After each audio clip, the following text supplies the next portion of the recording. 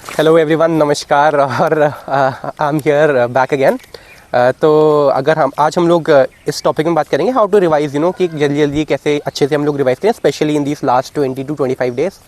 और आज जहाँ हम लोग आए हैं, this is a very special place, क्योंकि आप जैसे पीछे देख सकते हो, पीछे एक मंदिर है और ये मंदिर बहुत ही स्पेशल मंदिर है। यहाँ पे विवेकानंद जी की तपोस्थली भी मानी जाती है, देहरादून में है ये।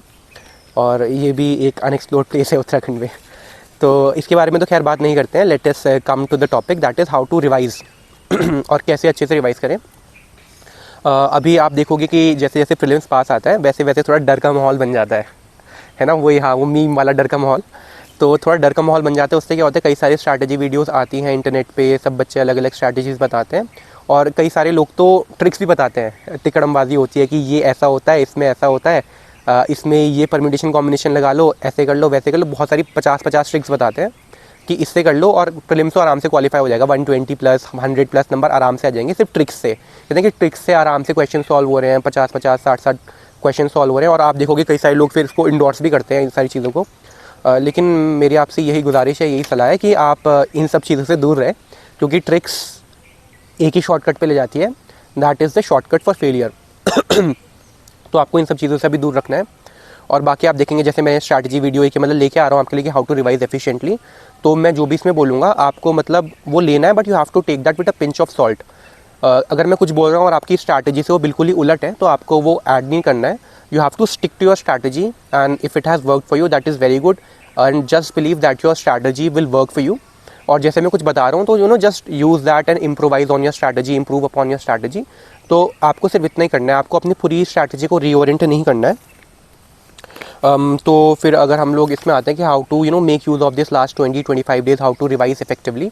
तो पहले तो ये चीज़ यही है कि आपको कोशिश करनी है कि आप 10 से 12 घंटे एटलीस्ट पढ़ो, specially in this last 20 days, क्योंकि यही लास्ट के 10 से 20 दिन होते हैं जिसमें आप जो पढ़ते हो वो याद रहता है अच्छे से। और these are the things that stick with you. तो आपको ऐसे ही पढ़ना है। बाकी आप रिवाइज़ कैसे करो, अगर आपने शॉर्ट नोट्स बनाए हैं दैट इज़ वेरी गुड, आप अपने शॉर्ट नोट्स में से रिवाइज़ करो। लेकिन अगर शॉर्ट नोट्स नहीं भी बने, जैसे मेरे नहीं बने थे, तो आप क्या कर सकते हो, आप जैसे हमने बेसिक टेक्स्ट बुक्स वगैरह पढ़ी तो उसमें आप नीचे नीचे से आप अंडरलाइन करते चलते हो, तो वो बेसिक पार्ट, अंडरलाइन वाला पार्ट पढ़ लो। और आपको लगता है कि कुछ चीज़ ऐसी है बहुत इंपॉर्टेंट है लेकिन आपको याद नहीं हो रही, तो बस एक पेपर उठाओ और उसमें वो चीज़ लिख लो। और ऐसे करके हर सब्जेक्ट के लिए 6-6, 7-7, 8-8, 10-10 पेपर बना लो, क्योंकि आप लास्ट के 4-5 दिन में रिवाइज़ कर सको जो आप चीज़ आपको याद नहीं होती है लेकिन वो इंपॉर्टेंट है, आपको ऐसा लगता है। तो मैंने भी ऐसे ही करा था, उससे काफ़ी ज़्यादा हेल्प मिल जाती है, क्योंकि मेरे शॉर्ट नोट्स तैयार नहीं थे, तो मैंने ऐसे ही करके लास्ट के 20 एक दिन में शॉर्ट नोट्स बना लिए थे। तो मैं और क्या, हाँ, तो आपको इसमें एक चीज़ और ध्यान देनी है। अभी आपके पास बहुत सारे टॉपिक्स होंगे, हो सकता है 20-25 दिन में आप वो सारे रिवाइज़ ना कर पाओ। वैसे तो ऐसा होना नहीं चाहिए, लेकिन अगर आप इस प्रॉब्लम को फेस कर रहे हो तो आपको क्या करना चाहिए, आपको एक प्रायोरिटी लिस्ट बनानी चाहिए अकॉर्डिंग टू किस टॉपिक में से कितने नंबर का आता है। उस प्रायोरिटी लिस्ट के अकॉर्डिंग फिर आपको काम करना है। जो प्रायोरिटी पे टॉप पे हो उसको पहले आप ख़त्म करो, और जो नीचे है उसको आप बाद में ख़त्म करो। और आपको उन एरियाज़ पे फोकस करना है जहाँ से क्वेश्चन अभी ज़्यादा आ रहे हैं। जैसे हम लोग अगर हिस्ट्री की बात कर लें, अभी आप देखेंगे कि पहले ये इंडिपेंडेंस मूवमेंट से काफ़ी क्वेश्चन आते थे, गांधीयन एरा से काफ़ी क्वेश्चन आते थे। लेकिन अभी हम देखेंगे कि जो फोकस है वो अनएक्सप्लोर्ड एरियाज़ की तरफ जा रहा है, जो इंपॉर्टेंट है लेकिन वहाँ से क्वेश्चन नहीं पूछे गए थे। जैसे एडवेंट ऑफ यूरोपियंस हो गया, वो हो गया। बाकी अगर आप पॉलिटी में भी देख लो तो पॉलिटी में जैसे पहले जहाँ से क्वेश्चन आते थे वहाँ से थोड़े कम आ रहे हैं, नई नई जगह से भी क्वेश्चन आ रहे हैं, जैसे शेड्यूल 5, शेड्यूल 6, और और भी जैसे सेंटर स्टेट रिलेशन हो गया। मतलब काफ़ी सारे ऐसे टॉपिक्स जो अनटच्ड रहे थे उनको भी टच किया जा रहा है। तो आप कोशिश करो कि अगर ऐसे कोई टॉपिक है जिससे क्वेश्चन नहीं आया लेकिन आपको लगता है बहुत इंपॉर्टेंट टॉपिक है, तो उसको अच्छे से रिवाइज कर लो, क्योंकि चांसेस हैं कि उससे क्वेश्चन आ जाए। और इससे पहले मैं मतलब स्पेसिफिक्स पे जाऊँ, मैं आपसे यही कहूँगा कि आप ना CSAT को बिल्कुल भी हल्के मत लो, क्योंकि ऐसा कहते हैं कि CSAT का काटा हुआ पानी भी नहीं मांगता। काफ़ी डिफिकल्ट है। अगर आप स्पेशली, क्योंकि मेरे काफ़ी सारे जूनियर्स थे कॉलेज के भी, तो बताते हैं उनके काफ़ी अच्छे नंबर आते हैं 90, 100, लेकिन वो CSAT में रह गए, और रहे भी कैसे 4 या 5 नंबर से। तो बहुत दुख होता है। तो आप ये गलती बिल्कुल भी मत करना, CSAT को अच्छे से करना। और क्योंकि ऐसा होता है ना, अगर हम लोग लास्ट के 20 एक दिन छोड़ देते हैं ना, तो स्पेशली मैथ्स जो होती है, फार्मूलाज एंड वो जो लॉजिकल चीज़ें होती हैं वो हम थोड़ा थोड़ा भूल जाते हैं। तो आप थोड़ा थोड़ा प्रैक्टिस करते रहोगे CSAT को तो अच्छा रहेगा। और क्योंकि हम लोग GS पढ़ते पढ़ते थोड़े बोर भी हो जाते हैं, तो वो CSAT करके थोड़ा माइंड भी फ्रेश हो जाता है। इनफैक्ट अभी मैं एक डेडिकेटेड वीडियो बनाऊंगा CSAT के, how to go about with CSAT। Coming back to the GS thing, I would say कि हाँ, कुछ टॉपिक्स होते हैं जैसे कि पॉलिटी, इकोनॉमिक्स और ज्योग्राफी, ये तो सभी लोग तैयार करते हैं। लेकिन कुछ और टॉपिक्स होते हैं, जैसे हो गया इन्वायरमेंट, हो गया साइंस एंड टेक्नोलॉजी, हो गया तो ये वैसे स्वीट स्पॉट्स होते हैं जो कम लोग अच्छे से तैयार कर पाते हैं। अगर इस पर आपकी पकड़ है, इस पर आपकी महारत है, तो आप आराम से ज़्यादा नंबर ला सकते हो सभी लोगों से। तो I was very comfortable in environment and very comfortable in science and technology, you know, because I had an aptitude like that. और बाकी मैं थोड़ा क्यूरियस भी था, नेट पे इंटरनेट पे सर्च करता रहता था, तो मुझे इस पर काफ़ी एडवांटेज मिली। तो अगर आपके पास मतलब आपको लगता है आपके और टॉपिक्स हो गए हैं, तो आप इन्वायरमेंट और साइंस एंड टेक्नोलॉजी में थोड़ा ज़्यादा फोकस करो।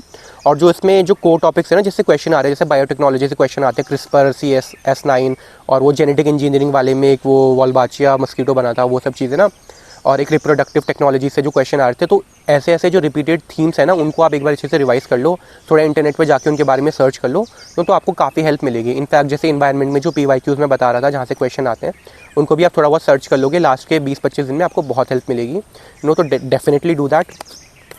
और ऐसे ही आप ना, जैसे मैंने साइंस एंड इन्वायरमेंट के बारे में तो बता दिया, ऐसे ही पॉलिटी में भी काफ़ी सारी ऑफ्टन रिपीटेड टॉपिक्स हैं, इंपॉर्टेंट टॉपिक्स हैं जिससे क्वेश्चन आते हैं। तो आप टॉपिक वाइज भी देखो एक बार कि कहाँ कहाँ से क्वेश्चन ज़्यादा आ रहे हैं, और इनको रिवाइज़ करने की कोशिश करो।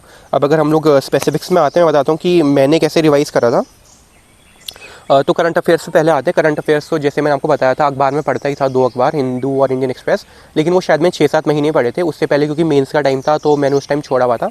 तो उस टाइम का मैंने इंडियन एक्सप्रेस का जो एक्सप्लेन्ड वाला पेज होता है, वो सारे मैंने पढ़ लिए थे। तो यू कैन डू दैट। बाकी फिर इस साल मैंने कोई monthly current affair magazine follow नहीं करी थी, तो मैंने सीधा ईयरली कंपाइलेशन से करा था। और ईयरली कंपाइलेशंस में जैसे मैंने एक कोचिंग की सारी कर ली, उसके बाद इन्वायरमेंट और साइंस एंड टेक्नोलॉजी के लिए जिसमें करंट से रिलेटेड क्वेश्चन थोड़े ज़्यादा आते हैं, उसके लिए मैंने किसी और कोचिंग की एक और ले ली। और इसी में मैं आपको कहूँ तो अगर आपको वो भी चीज़ जल्दी जल्दी रिवाइज़ करनी है, तो जो उसके कंपाइलेशंस के इंडेक्स होते हैं ना, उसको प्रिंट कर लो और फिर फटाफट स्क्रॉल करो, या आप नेट पे पढ़ रहे हो तो उस पर कंप्यूटर पर पढ़ रहे हो तो उस पर पढ़ो, वरना हार्ड कॉपी पे फटाफट इंडेक्स में जैसे कोई क्रक्स पॉइंट होते हैं ना हर टॉपिक से रिलेटेड, तो इंडेक्स पे लिख लो। तो आपको बाद में रिवाइज़ करना होगा तो आप सिर्फ इंडेक्स पढ़ के भी रिवाइज़ कर सकते हो। तो ऐसे करके आपका करंट अफेयर सॉर्ट हो जाएगा। इसमें मैं ये कहूँगा, जो चीज़ें सब लोग पढ़ रहे हैं ना, वो चीज़ तो आप पढ़ ही लो, क्योंकि कई बार अगर उसमें से क्वेश्चन आ गया और वो क्वेश्चन आपको नहीं आता और सबको आता है, तो आपके लिए बहुत डिफ़िकल्टी हो जाएगी। तो ये तो आपको करना ही है। बाकी अगर मैं हिस्ट्री में आऊँ, तो हिस्ट्री में PYQ आपको देखने हैं, और PYQ के भी आपको नोट्स बनाने हैं। मतलब अब तो खैर क्या ही बनाओगे, काफ़ी सारे टॉपर्स ने बना रखे हैं, इनफैक्ट मैंने भी बनाए थे, तो मैं वो डाल दूँगा। एक बार आप उसको ऐसे ही स्क्रॉल थ्रू कर लेना, देख लेना आपको कुछ समझ में आता है या इंपॉर्टेंट लगता है तो वो देख लेना। बाकी हिस्ट्री के लिए जैसे आपने PYQ करा होगा, आपको पता है कैसे कैसे किस टाइप के क्वेश्चंस आते हैं, तो उसके हिसाब से प्रिपेयर करना। आपके पास ज़्यादा टाइम नहीं होगा अभी, तो मैं कहूँगा कि लूसेंट से ही सारा रिवाइज़ कर लो। बाकी जो आपने बेसिक टेक्स्ट बुक्स में आपने जो अंडरलाइन करा हुआ, एक बार उसे रिवाइज़ कर लो। और मैं एक और चीज़ करता था, मैं 6 से 12 तक के जो NCERTs थी, जो मतलब वो वाले चैप्टर्स जो एग्ज़ाम में आते हैं, उनको जल्दी जल्दी पलटता था, और जो साइड में बॉक्सेस होते हैं ना, बॉक्सेस में सोर्सेज वगैरह वो सब चीज़ें ना, वो एक बार अच्छे से देख लेता था। स्पेशली जो नई NCERTs आई है 11th और 12th की। इनफैक्ट आपने शायद, जहाँ तक मुझे याद है, उसमें एक विजयनगर वाला एम्पायर था कि वुमेन विजयनगर एम्पायर की किस किस एक्टिविटीज़ में थी, तो शायद सीधा सोर्सेज वाले बॉक्स से ही क्वेश्चन लिया गया था। और इसमें हम लोग देख रहे हैं हिस्ट्री में ना, एक वो भी हो रहा है अब ना, वैसे जो अनएक्सप्लोर्ड एरियाज़ हैं वहाँ से क्वेश्चन आ रहे हैं। जैसे मेडिवल इंडिया में जो लेट मेडिवल पीरियड हो गया, या फिर अर्ली मॉडर्न पीरियड हो गया, एडवेंट ऑफ यूरोपियंस, वहाँ से क्वेश्चन आ रहा है। अब मेडिवल से भी क्वेश्चन पूछ ही रहे हैं। तो जो टॉपिक्स पहले काफ़ी क्वेश्चन पूछते थे, उससे कम हो गए और नए नए टॉपिक से ज़्यादा क्वेश्चन आ रहे हैं। तो आप एक हॉलिस्टिक रीडिंग दोगे तो आराम से हो जाएगा। स्पेशली मेडिवल में भी, मेडिवल के लोग बोलते हैं क्वेश्चन सॉल्व नहीं होते, लेकिन आप देखोगे उसमें ऑप्शंस आराम से हो जाते हैं।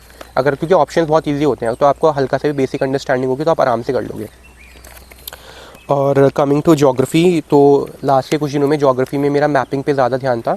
तो मैपिंग में इन द सेंस, जैसे मैं अपने नोट्स भी डाल दूंगा ज्योग्राफी की, जो प्रीलिम्स वाले मैंने पहले बनाए थे, उसमें मेरा ध्यान रहता था कि कौन से रिवर्स हैं, रिवर्स में कौन सी ट्रिब्यूटरीज़ हैं, ठीक है। फिर जैसे कोई न्यूज़ आ गई है, जैसे अभी वेनेजुएला की न्यूज़ आई थी कि एक ग्लेशियर है वो वहाँ ख़त्म हो गया है, it has become the first country to lose all the glaciers.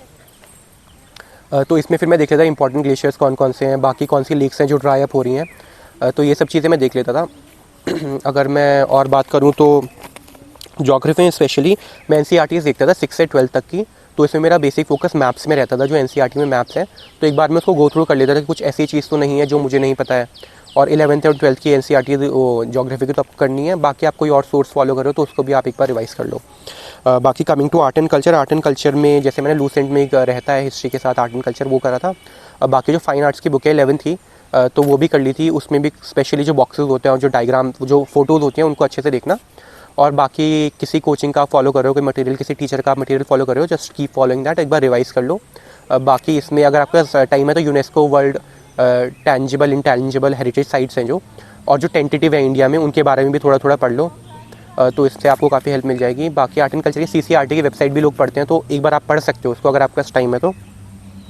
Coming to economics में तो मेरा ये था कि 11th-12th में बस इकोनॉमिक्स थी, तो मुझे आइडिया था इंट्रोडक्टरी मैक्रो इकोनॉमिक्स और introductory micro economics 2 text books रहती हैं, तो वो मैंने पढ़ी ली थी।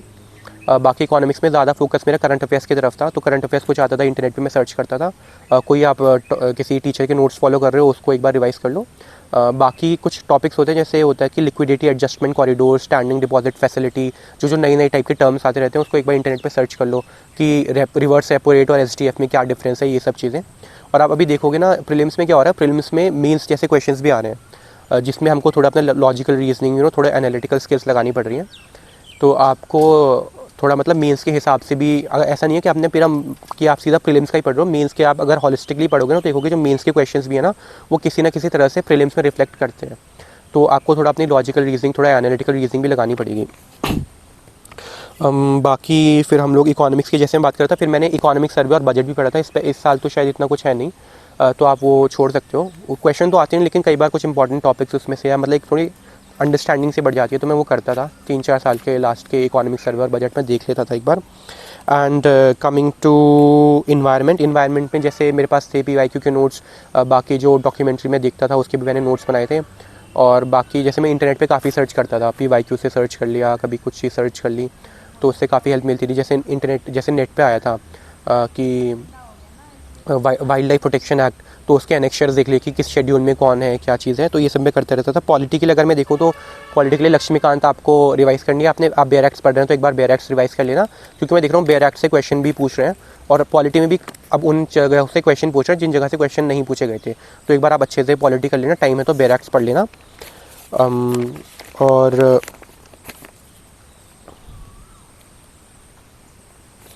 मेरे ख्याल से इतना बहुत है अभी। अगर आप इतना ही करेंगे तो अच्छे से हो जाएगा।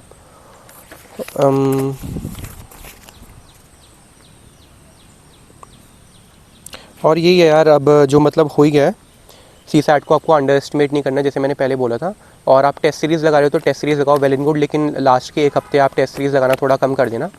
और बाकी कई बार ऐसा होता है ना, हम लोगों को पढ़ने का मन नहीं करता, तो इसमें तो मैं यही कहूँगा कि अभी टाइम है यार, 20 दिन है, आपको पढ़ना ही पड़ेगा। कैसे ना कैसे करके आप पढ़ ही लो। और क्योंकि फिर अगर आप अभी नहीं पढ़ोगे तो आपको बाद में लगेगा यार पढ़ लेता, ये कर लेता, वो कर लेता।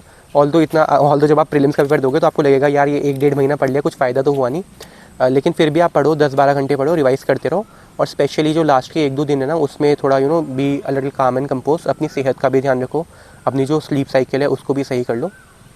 और I think that will take care of that. Thank you, bye bye, प्रणाम।